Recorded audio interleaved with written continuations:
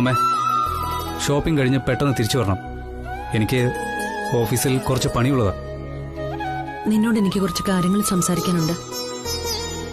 അച്ഛന് നിലയെ അറിയണ്ടെന്ന് കരുതിയാ നിന്നോട് വരാൻ പറഞ്ഞത്. എന്താണ് എനിക്ക് നിന്നോട് ചോദിക്കാനുള്ളതെന്ന് മനസ്സിലായല്ലോ അല്ലേ? മനസ്സിലായി. എന്ത് അസംബന്ധം അന്നിക്കൽ നീ കാണിച്ചത്? അരവിന്ദ് സാറിനെ ഞാനൊന്ന് മീറ്റ് ചെയ്ത് എങ്ങനെ അസംബന്ധമാവുന്നത്? വെറും ഒരു കൂടിക്കാഴ്ചയായിരുന്നു അത്. നീ ആലോചിച്ചൊരു തീരുമാനം എടുത്ത് കണ്ട് സംസാരിച്ചതല്ലേ? അത് വീട്ടിൽ ആലോചിച്ചതേയില്ല. അതിന് കാരണമുണ്ടെന്ന് അമ്മ എന്താ ഓർക്കാത്തത്? ഇതൊരു സാധാരണ വിവാഹമല്ലെന്ന് നമുക്ക് എല്ലാവർക്കും അറിയാം. അമ്മയ്ക്കോ നമുക്ക് ആർക്കെങ്കിലോ മുമ്പ് പരിചയമുള്ള ആളല്ല അരവിന്ദ് സാർ. എന്താണ് അദ്ദേഹത്തിന്റെ ഭൂതകാലമെന്ന് നമുക്ക് വ്യക്തതയില്ല. എന്നോട് കുറച്ചൊക്കെ പറഞ്ഞിട്ടുണ്ട്. കുറച്ചൊക്കെയല്ലേ, ബാക്കിയോ? ഇനി പറഞ്ഞതത്രയും സത്യമാണെന്ന് എന്താ ഉറപ്പ്? ഒരാളുടെ സത്യസന്ധത പരീക്ഷിച്ചറിയാൻ വേണ്ടി അയാളോട് 50 ലക്ഷം രൂപ ചോദിക്കുകയാണോ വേണ്ടത്? അദ്ദേഹത്തിന്റെ സാമ്പത്തികമായ സ്റ്റാറ്റസിനെ കുറിച്ച് അറിയാൻ വേണ്ടിയാ ചോദിച്ചത്. ലോൺ എടുത്ത് റെസ്റ്റോറന്റ് തുടങ്ങിയതാണോ എന്ന് നമുക്കറിയില്ല. അങ്ങനെ എത്ര പേര് ബിസിനസ് ചെയ്യുന്നു? പുറമേ കളർഫുള്ളാ, ഉള്ളിൽ വലിയ പ്രശ്നങ്ങളുമായിരിക്കും. എന്നിട്ട് അരവിന്ദ് രാജയുടെ കാര്യത്തിൽ നീ എന്ത് കണ്ടുപിടിച്ചു? പൈസയുള്ള കൂട്ടരാണോ അതോ പാപ്പരാണോ? 1 കോടി രൂപ തരാന്ന് പറഞ്ഞപ്പോ അമ്മയ്ക്ക് ബോധ്യമായില്ലേ? എനിക്ക് ഈ പണത്തിന്റെ കണക്കുകളൊന്നും കേൾക്കണ്ട എനിക്ക്. അത് മാത്രമല്ല, സഹതാപം കൊണ്ടാണോ മറ്റേതെങ്കിലും ലക്ഷ്യം വെച്ചാണോ അദ്ദേഹം അടുക്കുന്നതെന്ന് കൂടി എനിക്ക് ക്ലിയർ ചെയ്യണമായിരുന്നു. എന്നിട്ട് ക്ലിയർ ആണോ? അരവിന്ദ് രാജയ്ക്ക് അമ്മയുടെ സ്നേഹമുണ്ട്, നമ്മുടെ കുടുംബത്തെപ്പറ്റി കരുതലുണ്ട്. അതുകൊണ്ട് ഞാൻ ഓക്കെയാണ്. അതിനുശേഷം മതി താലികെട്ട്.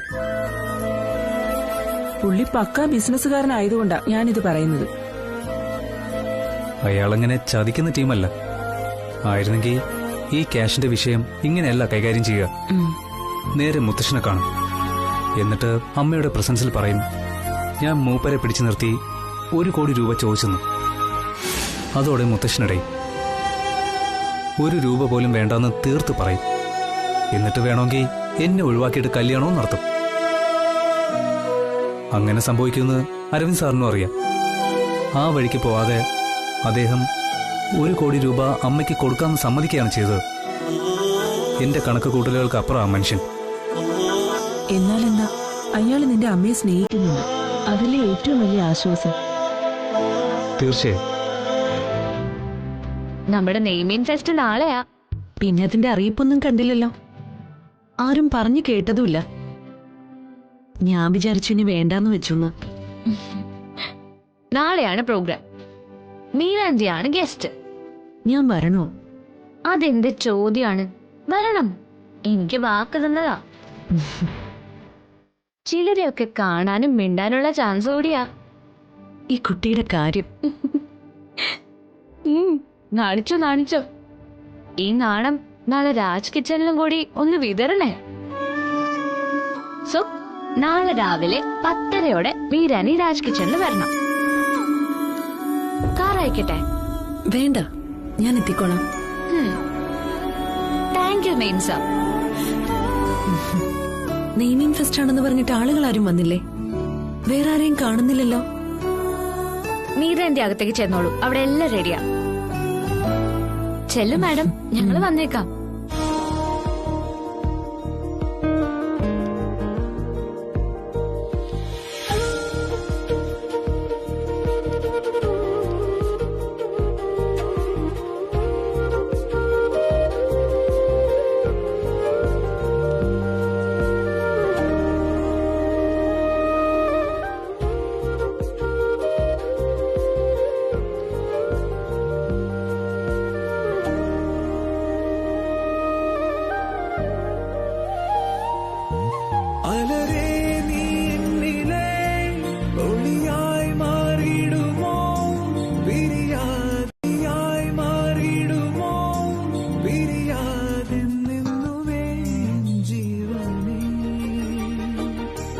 ഇതളിൽ ഞാൻ ചേരവേ പ്രണയം നീയേകുമോ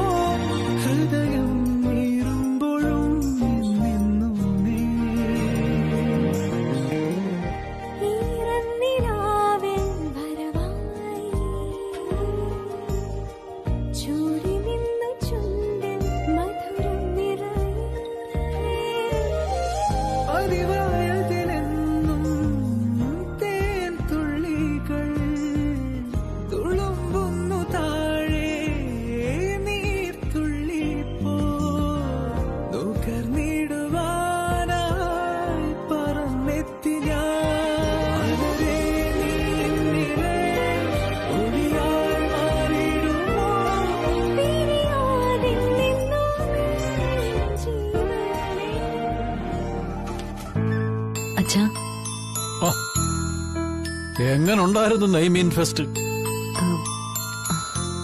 ആളൊക്കെ ധാരാളം ഉണ്ടായിരുന്നു.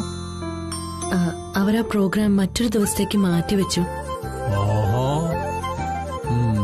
നെയ്മീൻ ആവശ്യത്തിന് കിട്ടി കാണില്ല.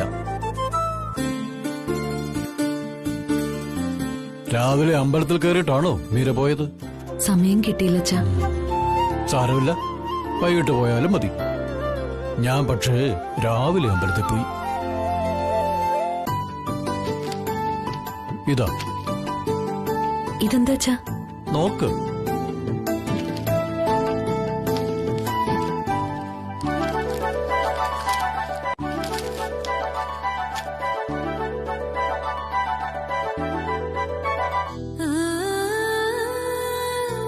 പിറന്നാളുകാരുടെ പേരിൽ ഗണപതി ഹോമവും പുഷ്പാർച്ചനയും.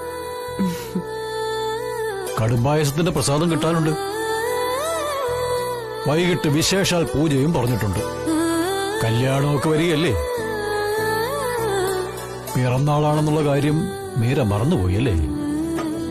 ഞാൻ മറന്നില്ല. അല്ലെങ്കിലും മക്കളുടെ ജീവിതത്തിലെ പ്രധാന ദിവസങ്ങൾ അച്ഛനമ്മമാര് മറക്കില്ല. ഇനിയിപ്പോ മീരയായിട്ട് സദ്യ ഒരുക്കണമെന്നൊന്നും ഇല്ല. അതച്ഛാ,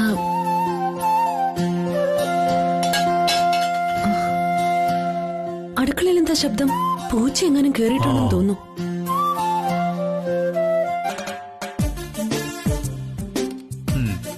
ആ, പിറന്നാൾ പായസം ആയതുകൊണ്ടായിരിക്കും ഒരു പ്രത്യേക മണവും ടേസ്റ്റും. പാർട്ടി എനിക്ക് ഇഷ്ടപ്പെട്ടു. പക്ഷേ രാജക്കാലു മാറി. ഇപ്പോ താൻ അവളെ കെട്ടാൻ പോകുന്നു. ഇത് എവിടുത്തെ മര്യാദയാടോ? നമ്മൾ തമ്മിലെ ഇന്നും ഇന്നലെ ഉള്ള പരിചയമല്ല, ബോംബെ തുടങ്ങിയതാ, അറിയാമല്ലോ. ഇനി ഞാൻ പറയുന്നൊന്ന് കേക്ക്. രഘുനന്ദനെ കാണാൻ ഞാൻ 2-3 തവണ പെട്രോൾ പമ്പിൽ വന്നിരുന്നു. ഇപ്പൊ ഇയാള് വരുമെന്ന് പറഞ്ഞ് എനിക്കവിടെ കാത്തിരിക്കാൻ പറ്റുമോ?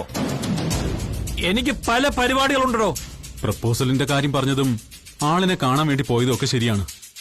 പക്ഷേ മീരയുടെ ഭാഗത്തുനിന്ന് അനുകൂലമായ മറുപടിയല്ല വന്നത്. അവരുടെ വീട്ടിൽ അത് വലിയ ഇഷ്യൂ ആയി. അപ്പോ താൻ അങ്ങ് കെട്ടാമെന്ന് വിചാരിച്ചു അല്ലേ? നമുക്കിടയിൽ കമ്മ്യൂണിക്കേഷന്റെ ഒരു പ്രശ്നം ഉണ്ടായി. അത് എന്റെ മിസ്റ്റേക്കാണ്, സോറി. ആഹാ, വളരെ തൃപ്തിയായി. ഒരു സോറി കേട്ടതോടെ ഞാൻ വളരെ ഹാപ്പിയായി. തനിക്ക് മീരെ കെട്ടണമായിരുന്നു. അതിന് എന്നെ മുൻനിർത്തി ഒരു പെണ്ണ് കാണൽ നാടകം താൻ കളിക്കുകയായിരുന്നു അല്ലേ? അതല്ലേ വാസ്തവത്തിൽ സംഭവിച്ചത്? അരവിന്ദ് രാജ, നാട്ടിൽ പെട്രോൾ പമ്പ് നടത്തുന്ന എന്നെ മാത്രമേ ഇവിടെ ഉള്ളവർക്കറിയൂ. അന്ധേരിയിലും താനയിലും അടവുകൾ പയറ്റിയ വേറൊരു രഘുനന്ദനുണ്ട്. തനിക്കറിയാ ആ കഥകൾ. അന്ന് അവിടെ ഉണ്ടായിരുന്ന തനിക്കുണ്ടല്ലോ ചില കഥകൾ. അത്തരം ഭീഷണികളൊന്നും വേണ്ട രഘു, വിലപ്പോവില്ല. ഓ, താനിപ്പോ വലിയ മാന്യനാണല്ലോ. ഒന്നോർത്തോ, എന്നെ ആസാക്കിയിട്ടാണ് താൻ മീരെ കെട്ടാൻ പോകുന്നത്.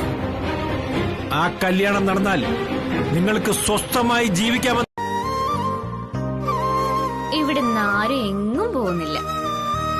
സന്തോഷായി സമാധാനത്തോടെ നല്ല നല്ല കാര്യങ്ങൾ ചിന്തിച്ചും പറഞ്ഞൊക്കെ ഈ വീടിന്റെ ഐശ്വര്യമായി ഞങ്ങളുടെ കണ്ണിലുണ്ണികളായി പരസ്പരം പ്രേമിച്ച് ഇവിടെ അങ്ങ് ജീവിച്ചാൽ മതി. അണ്ടർസ്റ്റാൻഡ്?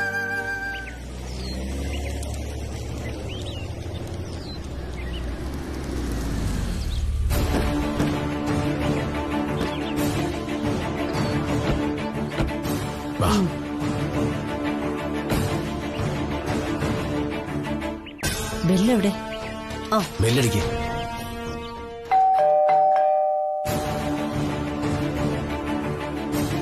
സമ്പടിയാകുക. ഞാൻ ആരാ നോക്കട്ടെ. വാ.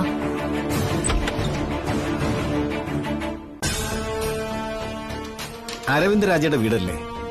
ഞാനോ? ഞാൻ അരവിന്ദ് രാജയുടെ വീടൊന്നുമല്ല. തിങ്കളെന്നാ എന്റെ പേര്. നീ ഏതാ കൊച്ചേ? അത് നിങ്ങളോട് പറയേണ്ട കാര്യമില്ലെന്ന് ഞാൻ പറഞ്ഞ നിങ്ങക്കത് ക്ഷീണാവും. അതുകൊണ്ട് നീ എന്നുള്ള വിളി ഒഴിവാക്ക്. അരവിന്ദ് രാജ വിളിക്ക്. നിങ്ങൾ ആരാണെന്ന് അറിയാതെ ഞാനെങ്ങനെയാ വിളിക്കുക? ഞാൻ അദ്ദേഹത്തിന്റെ സെക്രട്ടറിയാ. ആഹാ, അയ്യക്ക് പ്രസിഡന്റ് സെക്രട്ടറി ഒക്കെ ഉണ്ടോ? പ്രസിഡന്റ് ഇല്ല, സെക്രട്ടറി ഉണ്ട്. അതാണ് ഞാൻ. ആരാ തിങ്കളേത്? ഒരമ്മാച്ചനും അമ്മച്ചിയും. അമ്മച്ചി നിന്റെ ആരാന്ന് ചോദിച്ചിട്ട് പറഞ്ഞില്ല. ഞാൻ പിന്നെ എന്ത് ചെയ്യും?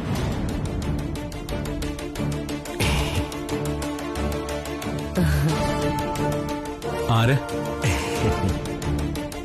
ഞാൻ മഹാദേവൻ, റിട്ടയർഡ് CA ആണ്. ഇതെന്റെ ഭാര്യ ശ്രീദേവി തങ്കച്ചി. എവർഷൈൻ ഫ്ളാറ്റിലെ രാധാകൃഷ്ണൻ ഉണ്ണിത്താൻ എന്റെ ജ്യേഷ്ഠനാണ്. ആ വരൂ വരൂ, ഇരിക്കൂ. അയ്യോ, അധികം ഇരിക്കാനൊന്നും സമയമില്ല, എനിക്കൊരു മീറ്റിംഗ് ഉള്ളതാ. എവിടാ മീറ്റിംഗ്? ഒരു ഗമയ്ക്ക് അങ്ങനെയൊക്കെ പറയണം. കുടിക്കാൻ എന്താ എടുക്കണ്ടേ? അയ്യോ, ഞങ്ങൾ ഇപ്പൊ കഴിച്ചതേ ഉള്ളൂ, ഒന്നും എടുക്കണ്ട. അല്ലേ ദേവി? ആ അതെ. ആ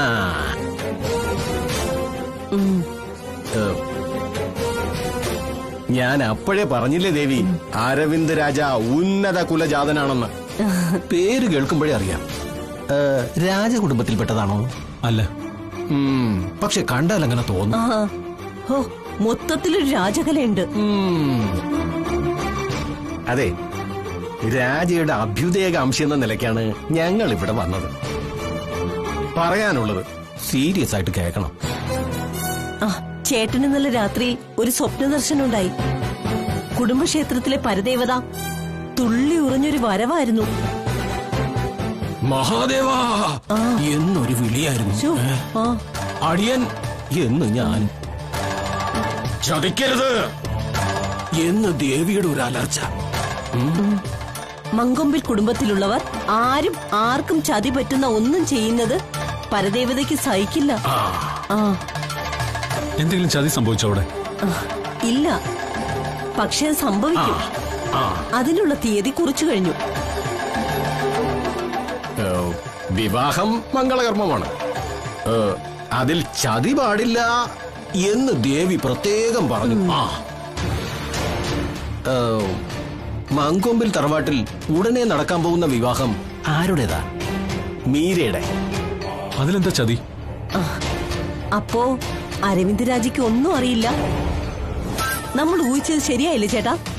ഞാൻ പറഞ്ഞില്ലേ, ചതിയുടെ മണം അടിക്കുന്നുണ്ട്, ചതിയുടെ മണം അടിക്കുന്നുണ്ടെന്ന്. എനിക്കൊന്നും മനസ്സിലാവുന്നില്ല. ആ, അത് തന്നെയാണ് പ്രശ്നം. രാജയ്ക്കൊന്നും മനസ്സിലാകുന്നില്ല. പറഞ്ഞു മനസ്സിലാക്കി തരേണ്ടവർ തെറ്റിദ്ധരിപ്പിക്കുകയും ചെയ്യുന്നു. എന്റെ ഭഗവതി! ഓ,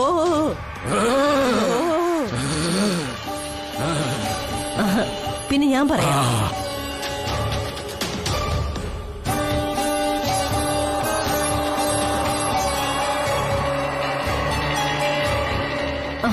ഈ പുറമെ കാണുന്ന മീരയല്ല യഥാർത്ഥ മീര. പക്ഷേ കല്യാണം കഴിഞ്ഞാൽ അതിനു മുമ്പുള്ള പ്രേമം ക്യാൻസൽ ചെയ്യണ്ടേ? മീരയ്ക്കതിന് കഴിയില്ലല്ലോ ദേവി. പ്രേമത്തിന്റെ നീക്കിയിരിപ്പുമായിട്ടല്ലേ അവള് കല്യാണം കഴിച്ചത്. ഓ, ഞാനതെങ്ങനെയാ പറയുന്നത്? ഓ, പറയാതിരിക്കുന്നത് എങ്ങനെയാ? ഭഗവതിയുടെ അരുളപ്പാടല്ലേ. കേട്ടത് വെച്ച് നോക്കിയാൽ നിഖിൽ മീരയുടെ ഭർത്താവ് മുകുന്ദന്റേതല്ല.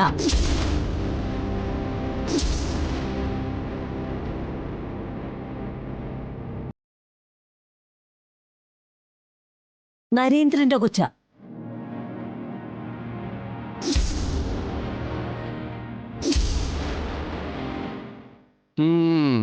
നരേന്ദ്രൻ എന്ന് വെച്ചാ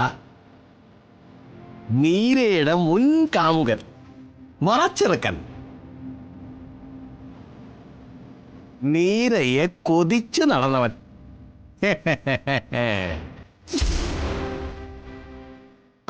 അവൾ അവനെയും കൊതിച്ചു, അതുകൊണ്ടാണല്ലോ ഗർഭമുണ്ടായത്.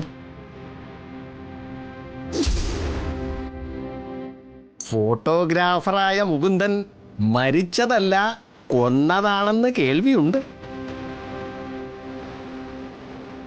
എങ്കിലത് നരേന്ദ്രനല്ലാതെ പിന്നെ ആരാ? നാളെ അവൻ നിങ്ങളെയും തട്ടിയേക്കാം.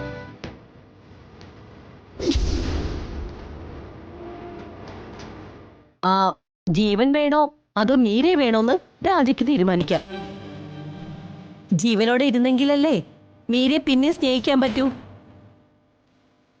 രണ്ടാമതും അവളെ വിധവയാക്കിയാലോ?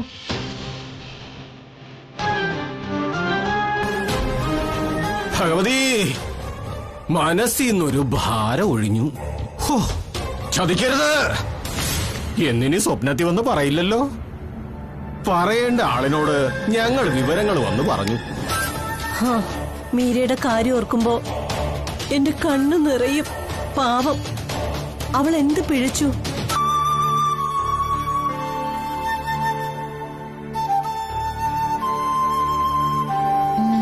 എവിടെ പോയിരുന്നു? ബാങ്കിലേക്കായിരുന്നോ എന്നറിയാൻ വേണ്ടി ചോദിച്ചാ. ഒരാളെ കാണാനുണ്ടായിരുന്നു. എന്നിട്ട് ഫ്ലാറ്റിൽ ആളുണ്ടായിരുന്നോ? എനിക്കറിയാം പോയത് മീരാന്റിയുടെ ഫ്ലാറ്റിലേക്കായിരുന്നു. ആ പോലീസുകാരനും ഭാര്യയും പറഞ്ഞത് അത്രയ്ക്കങ്ങ് ഏറ്റു അല്ലേ? ഓ, എന്തൊരു കഷ്ടാണിത്.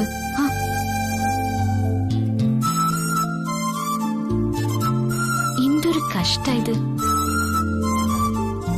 കല്യാണം ഇങ്ങനെ അടുത്തു, അപ്പോഴൊരു ചാഞ്ചാട്ടം.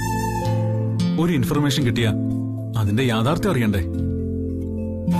ആ ഇൻഫർമേഷനെ ശരിയല്ലല്ലോ. ഫോർ എക്സാമ്പിൾ, ഞാനിവിടെ ജോലി ചെയ്യുന്നു. എന്റെ മുമ്പിലുള്ളത് പ്രസന്റ്ലി രാജാങ്കിള. എന്റെ ബോസ് എനിക്ക് ഓക്കെ ആണോന്ന് മാത്രം നോക്കിയാ മതി. ഞാൻ പാസ്റ്റിൽ അദ്ദേഹം ആരായിരുന്നെന്നോ എന്തായിരുന്നെന്നുള്ളത് എന്റെ വിഷയമേ അല്ല. വിഷയമാവരുത്. അതിനെപ്പറ്റി കുറച്ച് തലപുകച്ചാ എനിക്ക് ജോലിയിൽ ശ്രദ്ധിക്കാൻ കഴിയില്ല. അതുപോലെ ഇപ്പോഴുള്ള മീരാന്റിയാണ് അങ്കിള് കല്യാണം കഴിക്കാൻ പോകുന്നത്. അവരുടെ ഭൂതകാലം അന്വേഷിച്ച് ചെല്ലുമ്പോ നരേന്ദ്രൻ എന്നൊരു തല്ലിപ്പൊളിയെ കണ്ടോന്നിരിക്കട്ടെ. അയാളെ തിരുത്തി നേരെയാക്കാൻ അങ്കിളിന് പറ്റോ? മീരാന്റെ അനുഭവിച്ച ടോർച്ചറുകളിൽ നിന്ന് അവളെ രക്ഷിക്കാൻ കഴിയോ? ദേ, പാലും തേയിലപ്പൊടിയും ചേർത്ത് ചൂടാക്കിയ ചായയാവും. ചായയിൽ നിന്ന് പാലും തേയിലയും വേർതിരിച്ചെടുക്കാൻ കഴിയില്ല. മനുഷ്യനായ കുറച്ചൊക്കെ വിവരം വേണം. എവിടെ നിന്നോ പ്രത്യക്ഷപ്പെട്ട ഒരു മഹാദേവന് ശ്രീദേവി.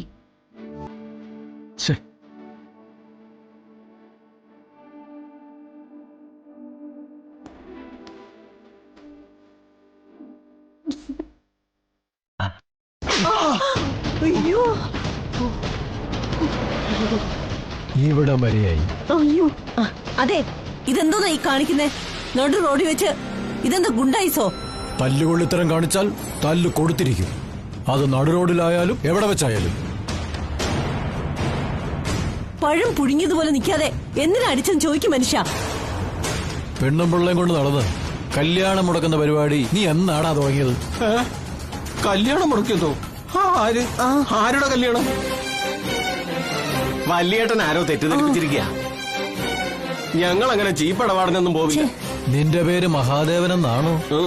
നീ മങ്കൊമ്പിൽ പത്മനാഭനുണ്ണിത്താന്റെ മകനാണോ? എന്റെ അനിയനാണോ?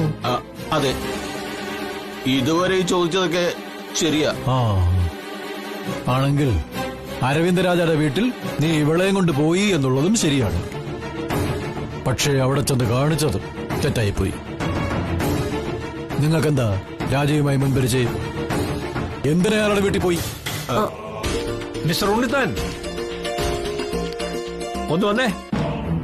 ഒരു മിനിറ്റ്, ഇപ്പൊ വരാം. അതാരാ പാർട്ടി? പറയാം.